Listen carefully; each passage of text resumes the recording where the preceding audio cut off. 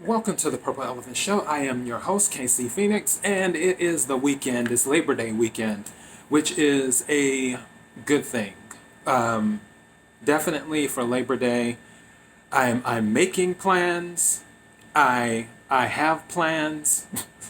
I'm keeping my fingers crossed that I can stick to my plans. And my plan is to do nothing for Labor Day. Absolutely nothing. Maybe a little stuff here and there, but for the most part, I just want to watch some old black and white movies and eat and sleep. And that's about it. I'm not looking to do too much this coming Labor Day because I usually work 7 days a week in one form or another, whether I'm working my regular job or whether I'm working doing this with this channel or my other channel. So I told myself Monday, Labor Day, absolutely just take it easy. So for Monday, just so you know, I will have the morning political thought, but it will more than likely be uploaded today. I'll record it today and upload it today. I could set it to upload on Monday, but I'll just do it today. For those who are watching or listening, as you know, the main podcasting platform, thepurpleelephantshow.com is the main podcasting platform to listen to the podcast. You still have the option to listen on other platforms, Apple, Spotify, Google Play, and so on. The Purple Elephant Show on Parler, so we can parlay. The Purple Elephant Show on Instagram, facebook.com/The Purple Elephant Show. You can swing by the page, give a like, and subscribe or follow. Twitter or Twitter at Real TPES. You can feel free to follow on Twitter. And YouTube, if you're watching this on YouTube, feel free to hit the subscribe button followed by the notification bell. That way you will know when I upload new episodes. And this weekend, the Purple Elephant Show, as some who have been listening may already know, is mostly a weekend show. My political thought, or my morning political thought, is a supplement to the show throughout the week. But the Purple Elephant Show itself is a weekend show. All right, now that I've gotten the housekeeping out the way, there's been a lot of people talking about Civil War 2.0. I feel some people are being hyperbolic. I'm not picking that up. Now, on the off side, out in left field, if you want to go there, yes, a republic's shelf life is about 200 years, give or take. Obviously, the United States is past that. Do I see a civil war happening? I don't. I really don't.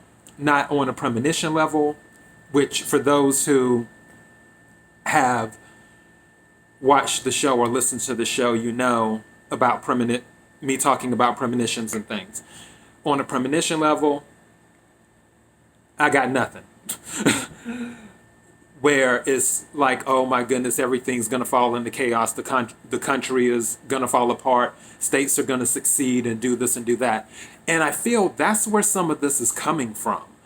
Where some people, John Podesta or whoever it was, had gamed out this thing where if one side says they've won, but all the votes haven't been counted by mail-in ballots, and Joe Biden doesn't concede, then other states will start to succeed from the Union, especially states on the West Coast.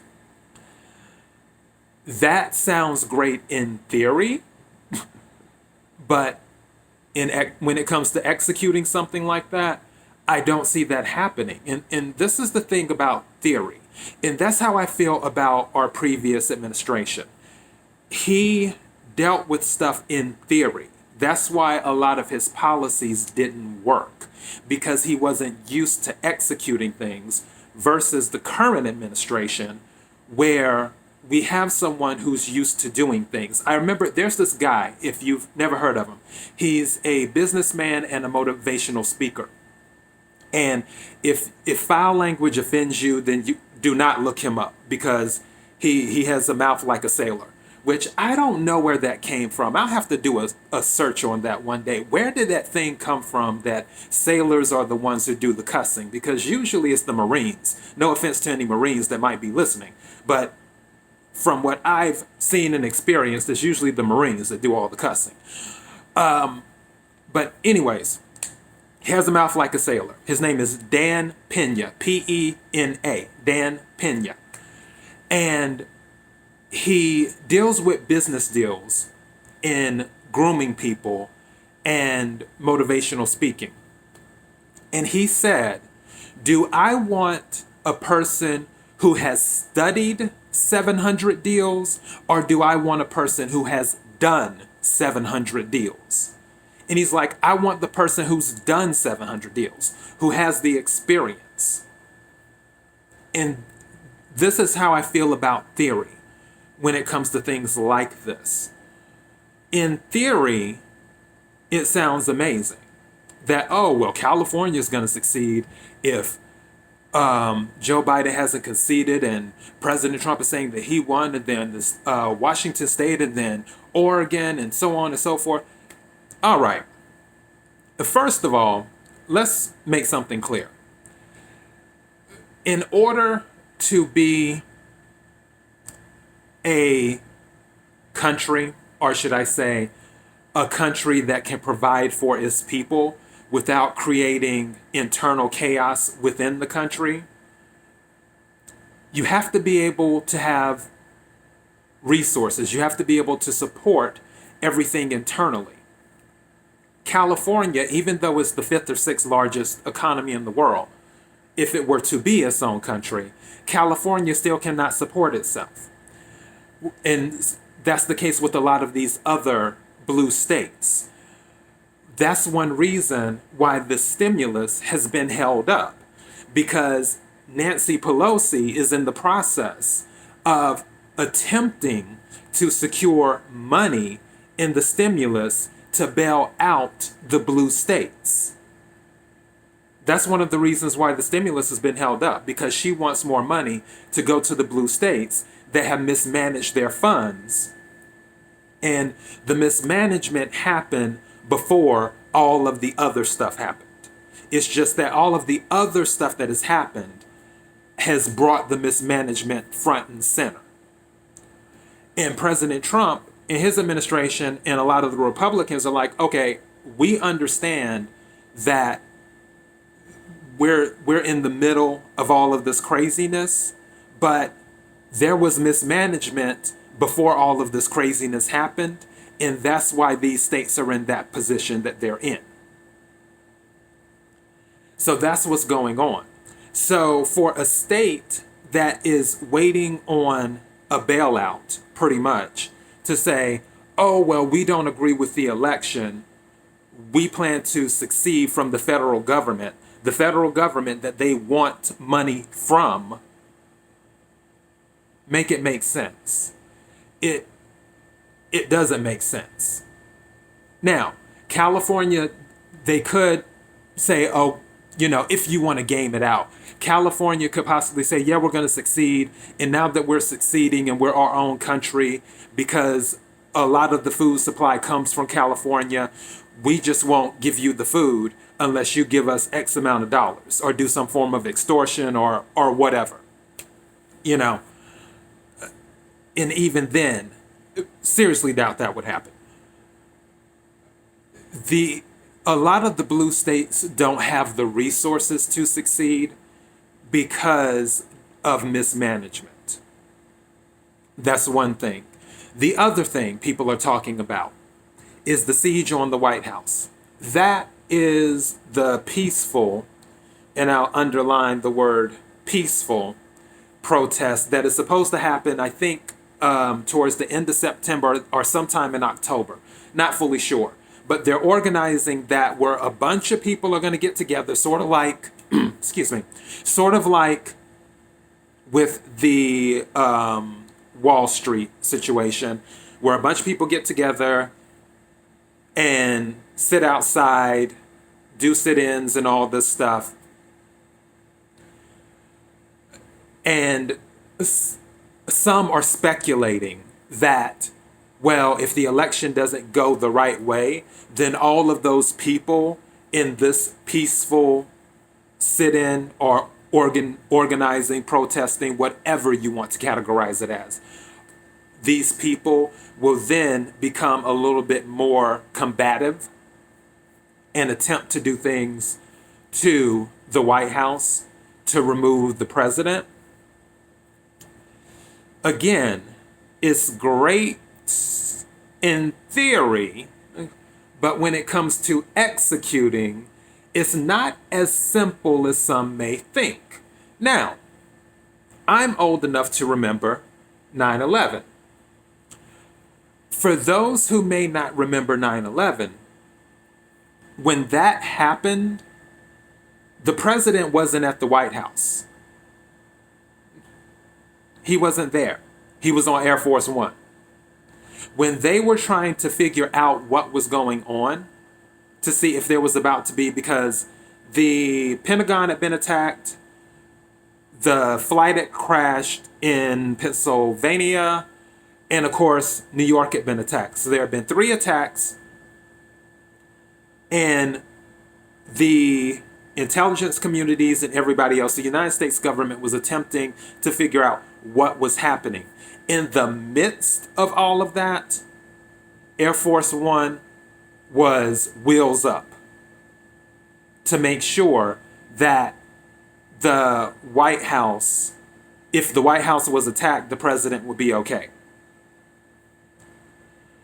There are contingency plans on top of contingency plans on top of contingency plans on top of contingency plans in place if something were to go sideways. So in theory, this sit-in or siege on the White House peaceful protest that they plan on doing, if it were to go sideways, there will be contingency plans in place. I'm sure the government is already aware of it. It's kind of public what's going on. Not necessarily public that it will turn violent, but public enough where there's a possibility something could go differently. Therefore, many contingency plans have to be in place to protect the President of the United States. I also understand that when it comes to civil wars and civil wars that have happened throughout other countries and this country, it's not something that happens in every single city, in every single town at the same time and all of that stuff. It can be in just a few places at a few moments in time. It's not fights breaking out everywhere like everyone's a bunch of rabid zombies attacking each other. It's not like that, and I'm aware of that. However, I believe in my heart of hearts that America is, and I hate to use this word, I believe that America is more civilized, no pun intended, than that as a whole. I believe America is more civilized as a whole than that. I I don't see Americans getting on board as a whole or even as a half, even for the people who may dislike the president. I don't even see those people getting on board with something that is so extreme, ridiculously extreme. I just, I, I just don't see. I believe America's more civilized than that as a whole, and it's weird because George Carlin had mentioned that in one of his jokes when he was talking about Civil War. He's like, "Why is Civil War called Civil War?" But I really do. I believe that as a whole, people are just more civilized than that in America, and they don't want any part of any type of chaos, any type of rioting as is starting to show up in the polls. That's why now Democrats are starting to say stuff. They're trying to blame President Trump, and they're trying to throw out fake stories about stuff President Trump said about the troops, but we all know that stuff is fake. Because, as the saying goes, judge a man by his actions, and his actions show he cares about the troops. It's clear he cares about the troops. Judge the tree by the fruit that it bears. And I would probably say in no other president in modern history has done more for troops than President Trump. And the information is out there for anybody who wants to research it, whether it's stuff dealing with the VA, whether it's stuff dealing with the raises, whether it's stuff dealing with getting new equipment. The list goes on and on. There are so many things that President Trump has done for the troops.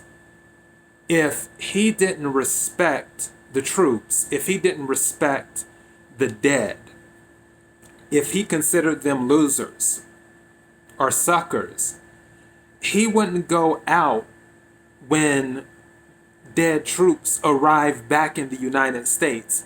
He wouldn't go out to greet them at all. He wouldn't waste his time with that.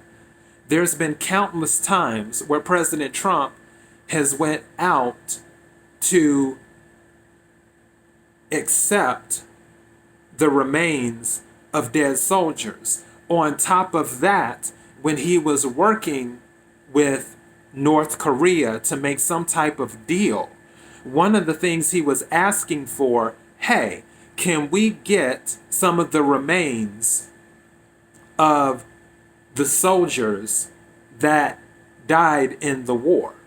And some of those remains did come home, for those who may not know, to give some people a little bit of closure. A person who would think those type of people are suckers or losers, they wouldn't invest the time or the energy in that, especially when negotiating with North Korea, because that's a huge ask. To say, hey, can you do this for me? That's a huge ask. You would save that ask for something else, not to bring home the remains of troops.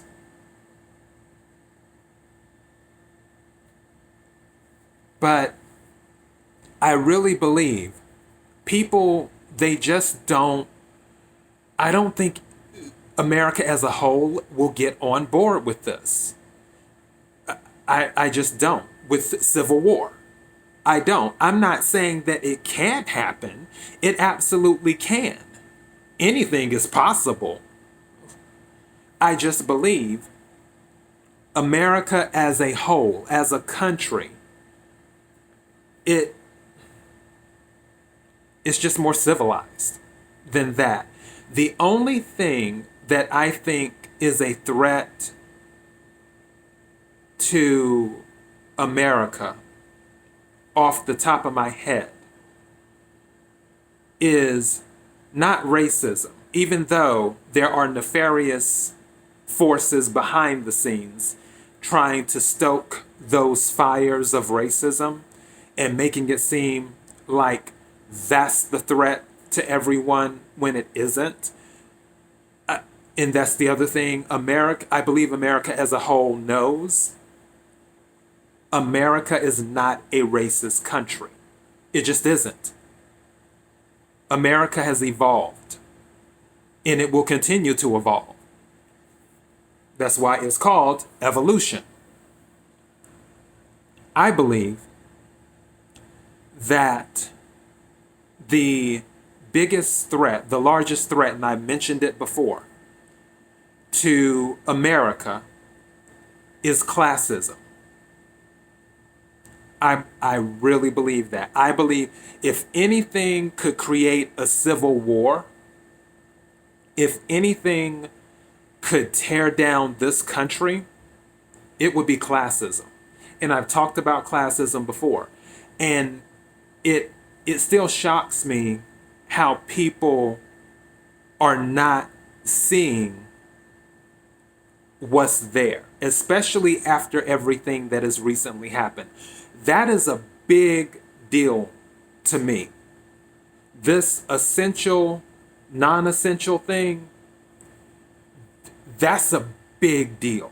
And it's amazing how many people are not seeing it, how many people are not talking about it, and how it doesn't disturb them more than anything else. To say that someone and their job is essential, or to say someone in their job is not essential. You're not essential. What you do doesn't matter. Therefore, you need to stay home because you're not essential. You can't work. Your business is not essential.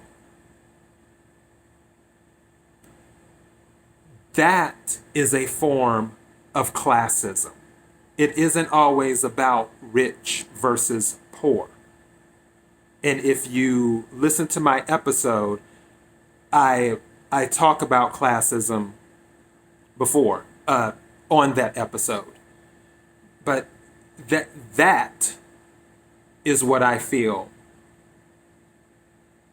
would be the largest threat to the Republic is classism. I really do. And I know the technocracy thinks they have things under control because of the information that they control. But eventually, that monster will get loose. And I believe classism is the largest threat to the Republic. And that is my personal opinion. It is my personal opinion. Not racism, not President Trump, not even Joe Biden, as incompetent as Joe Biden is. And as much as I despise China right now, not even them. I will always believe the largest threat to the Republic will be classism. And it was brought front and center over these past few months. But as for civil war as a whole on these other things people are talking about, I don't see it. I don't see America getting on board with that as a whole. I just believe, and I hate saying the word, I just believe we are too civilized for that. Are there people in fringe groups on both sides? Absolutely. There are fringe people out there. But I just believe as a whole, America's too civilized for that. As a whole, America's too civilized.